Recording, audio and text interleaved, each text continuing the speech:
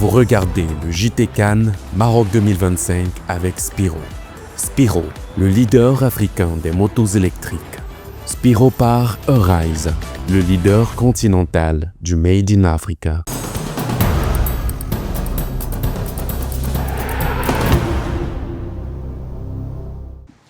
Au stade olympique de Rabat, ce mardi 30 décembre 2025, la Tunisie et la Tanzanie se sont neutralisés un but partout et valident ainsi leur billet pour les huitièmes de finale de la CAN Maroc 2025. Dans une première période très fermée, il a fallu attendre un fait de jeu pour voir la rencontre s'animer. Juste avant la pause, Matouri est accroché dans la surface. Après consultation de la VAR, l'arbitre central désigne le point de pénalty. Garibi ne tremble pas et ouvre le score pour les Aigles de Carthage, son deuxième but dans la compétition. Lors des précédents championnats d'Afrique, l'équipe tunisienne n'a pas brillé au premier tour. On ne peut pas dire que les résultats aient été exceptionnels. Il est vrai que les 3 matchs n'ont pas été d'un très haut niveau, mais l'essentiel pour nous est de préparer le prochain tour. Au retour des vestiaires, la Tanzanie montre un tout autre visage.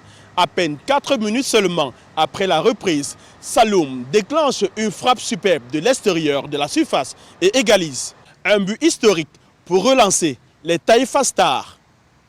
Mais l'espoir d'un match plus animé retombe vite. Le rythme baisse, les deux équipes gèrent. Ce nul arrange tout le monde.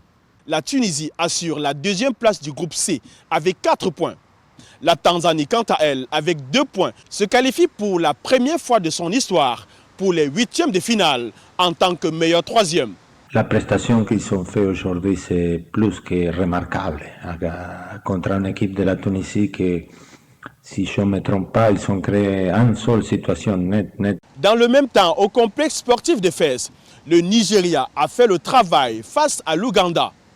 Les Super Eagles menaient déjà 1-0 à la pause avant de s'imposer grâce à des buts de Paul Anouachou et un doublé de Raphaël Onyedika. L'Ouganda est parvenu à sauver l'honneur en fin de rencontre, mais s'incline et quitte la compétition. Avec ce succès, le Nigeria qui occupe la première place du classement avec un sans faute, 9/9, se qualifie pour les huitièmes de finale.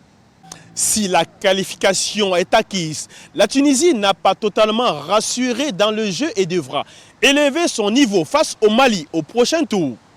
Pour la Tanzanie qui affrontera le pays organisateur, le Maroc, en huitième de finale, cette qualification en revanche est historique et marque déjà un tournant dans son histoire à la CAN. Depuis le stade olympique de Rabat, Joseph Mwafo, envoyé spécial de Africa 24.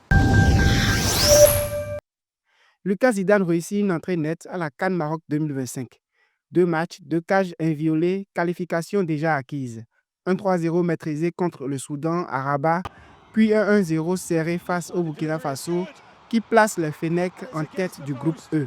Dans les cages, le gardien de Grenade impose calme, précision et autorité sous le regard attentif de Zinedine Zidane. À 27 ans, le choix algérien est pleinement assumé. Titularisé par Vladimir Petkovic, Lucas Zidane sécurise une défense remodelée autour d'Aït Nouri et Ben Sebaini, mettant fin à 6 ans sans victoire en phase finale. Sortie propre, relance sûre, lecture du jeu efficace, sa présence stabilise l'ensemble malgré quelques alertes vite corrigées. Du parcours discret chez les jeunes en France à l'exposition maximale avec les Fennecs, la trajectoire est claire. Lucas Zidane assume ses racines kabyles sans folklore, uniquement par la performance. À Rabat, il ferme la cage et s'inscrit dans la lignée des gardiens qui ont compté à l'image de Raïs Mboli par la fiabilité et la constance. À l'approche des huitièmes, l'Algérie avance avec une certitude rare, sa cage tient. Dans un tournoi où chaque détail pèse, la régularité de Lucas Zidane change la perspective.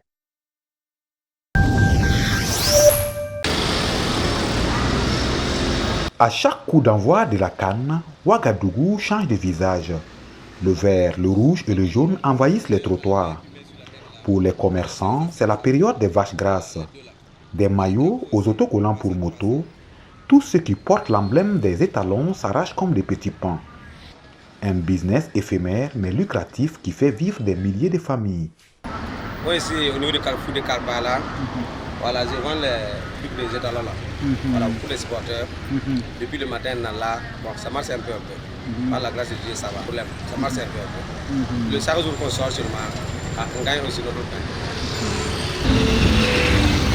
Le soir venu, l'économie de la nuit prend le relais. Les maquis et espaces de loisirs deviennent des fan zones improvisées. Ici, le chiffre d'affaires se joue sur le nombre de chaises et la fraîcheur des boissons. Pour ces restaurateurs, une victoire des étalons signifie une prolongation de la fête et des recettes. On estime que la consommation de boissons et de grillades bondit de 40% lors des soirs de match. Le football, ça réunit, ça regroupe. Voilà, ce qui est le plus important, le football, ça réunit, ça regroupe. Parce que les gens, même hormis la CAN, bon, quand il y a un ballon, les gens viennent, il y a d'autres pas, chacun supporte son club. Et c'est bien, après une ambiance tendue, après ça les gens se mettent entre eux, ils boivent la bière et l'ambiance continue. Donc pour moi, le football en général, ça réunit et c'est très bien cela. J'aime trop la chaîne Africa 24 parce qu'il fait découvrir les choses qui se passent au pays à l'extérieur. Que les blancs même savent pas ce qui se passe chez nous au pays. Voilà, donc j'encourage beaucoup, je félicite encore une fois de plus la chaîne Africa 24. Si la CAN se joue sur la pelouse, elle se gagne aussi dans les tiroirs caisses. Entre secteur informel et grande enseigne, le football prouve qu'il est bien plus qu'un jeu. C'est un véritable poumon économique qui irrigue tout le Burkina Faso. Tant que les étalons galopent, l'économie locale sourit. À l'Agora de Koumassi, la fan zone vibre au rythme de chaque match des éléphants en Coupe d'Afrique des Nations de football Maroc 2025. Ambiance vécue lors du duel Côte d'Ivoire-Cameroun. Des centaines de supporters, drapeaux et maillots bien visibles ont suivi la rencontre sur écran géant dans une atmosphère festive. Chants, danses et encouragements ont accompagné chaque action des éléphants. La ferveur était palpable bien avant le coup d'envoi. Cameroun, c'est les lions minces, non les lions gros. Non, les éléphants, on les fait 5-0. Faut pas y perdre. Au retour des vestiaires, l'ouverture du score d'Amad Diallo pour la Côte d'Ivoire a provoqué une explosion de joie dans la fan zone. Cris, accolades et danses improvisées ont envahi l'esplanade. Mais l'égalisation camerounaise sur un but contre camp de Ghislain Conan à la 56e minute a rapidement fait retomber l'euphorie, laissant place à la tension. Nous sommes fiers d'Équateur, les Kwame, les Fouriers de la Marie là. On les gagne ce soir. Que les éléphants sont vraiment confiants, le jeu est vraiment posé, ils arrivent à vraiment trouver les espaces et c'est une très bonne initiative par rapport à ce qu'on veut, on veut pour la fin du match. C'est pas démérité au pain parce que le foot, il y a 3 scores. Soit un match, une défaite ou bien la victoire. C'est ça, ils auront mérité même la victoire, mais on ne va pas les blâmer pour ça parce qu'ils ont fait de leur mieux. C'est vraiment félicitations.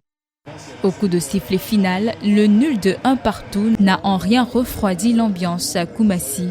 Les supporters ont prolongé la fête autour des stands, entre chants et échanges passionnés.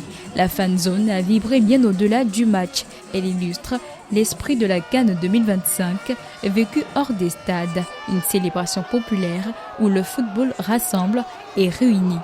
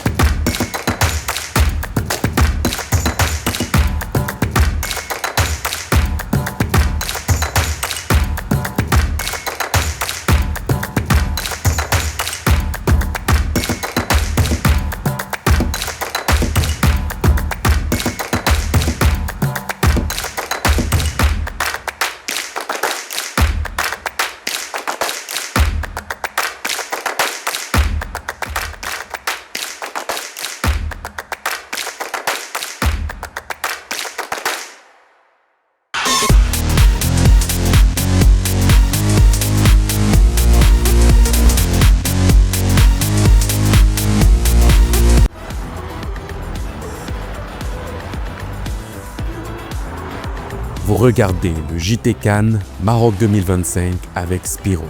Spiro, le leader africain des motos électriques.